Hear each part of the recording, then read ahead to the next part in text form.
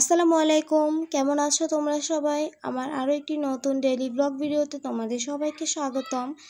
আজকের ভিডিওটি শুরু করছি সকালে নাস্তা খাওয়া দিয়ে। আজকে সকালে এতটাই পরিমাণ গরম পড়েছিল যে আর সকালবেলা নাস্তা বানানো হয়নি বাসায়। এই তো বাইরে থেকে বনরুটি আর বাসায় চা বানিয়ে সেটা দিয়ে আজকে সকালে নাস্তাটা করে নিচ্ছিলাম।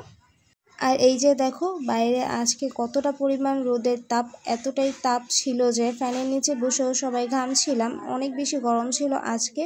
কার কার এরিয়াতে কীরকম গরম পড়লো অবশ্যই কমেন্ট করে জানাবে। আর একটু পরপর এই তো ঠান্ডা পানি তো খাচ্ছিলামই, গরমে তো ঠান্ডা পানি ছাড়া আর উপায় নেই।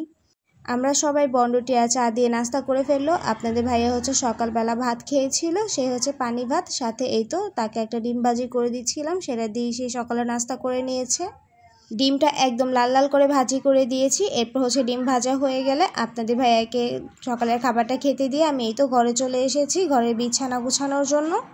এখন হচ্ছে সকাল প্রায় 9টার মতো বেজে গেছে, এখনও ঘরের বিছানা গোছানো হয়নি, কেননা আজকে ঘুম থেকে উঠতে দেরি হয়ে গিয়েছে। এই তো এখন হচ্ছে ঘরের বিছানাটা গুছিয়ে নিলাম।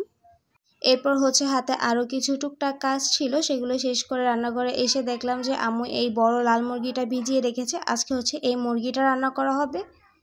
এই মুরগিটা খেতে তো অনেক বেশি মজা হয়। এরপরেই তো এখানে হচ্ছে মুরগির চামড়া, তারপর পা, এগুলো নামিয়ে রেখেছিল, একসাথে রান্না করা হবে।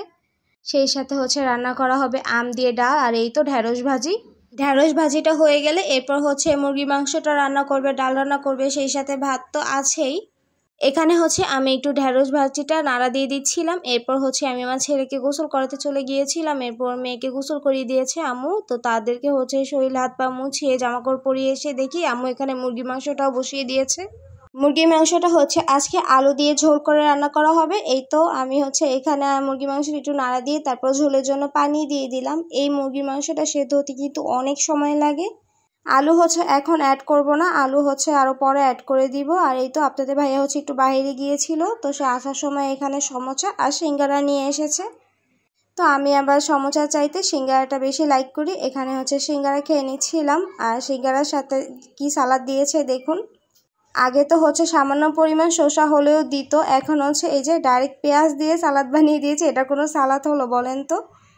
তো যাই হোক, এখানে বসে বসে হচ্ছে সিঙ্গারা খাচ্ছিলাম। আর আমার ছেলে এমনিতে সিঙ্গারা লাইক করে, কিন্তু সে আজকে কেন জানি সমোসা খাচ্ছিল।